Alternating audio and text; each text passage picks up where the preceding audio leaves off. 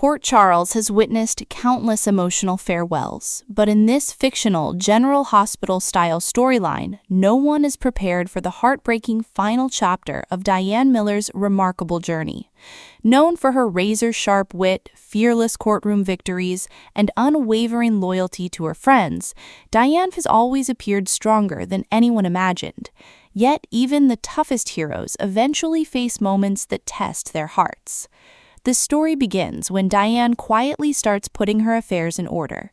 She declines new legal cases, spends more time with close friends, and begins revisiting the places that shaped her life in Port Charles. Those closest to her immediately notice something has changed. Alexis asks if everything is all right. Diane simply smiles. "I've learned that life moves faster than we expect," she replies. "Sometimes we have to appreciate every moment while we still can." Her words linger with everyone who hears them. Soon afterward, Diane gathers her closest friends for an intimate dinner at the Metro Court. Carly, Alexis, Robert, and Anna, and several longtime companions arrive expecting an ordinary evening. Instead, Diane uses the occasion to thank each of them for standing by her through years of triumphs and heartbreaks. One by one, memories fill the room. There is laughter over old courtroom battles. There are stories about impossible cases she somehow managed to win. There are heartfelt reminders of the friendships that carried everyone through life's darkest moments. Then the laughter gives way to tears. As Diane looks around the room, emotion finally overwhelms her. "I've spent so much of my life fighting for everyone else," she says, her voice trembling. "Tonight, I just wanted you to know how grateful I am." Silence fills the room, before Alexis reaches across the table and gently takes Diane's hand. "You've never had to fight alone," Alexis tells her. The simple words bring tears to Diane's eyes.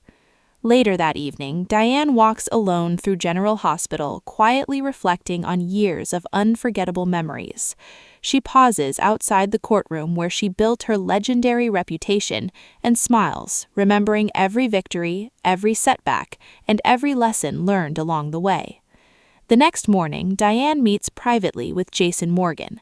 Their friendship has always been built on honesty, and this conversation is no different.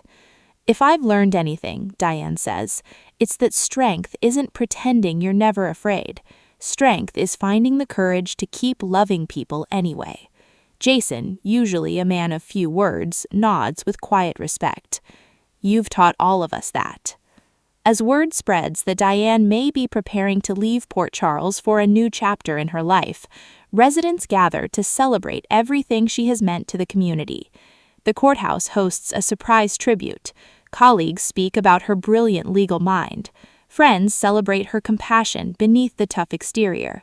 Even former rivals admit they always admired her determination.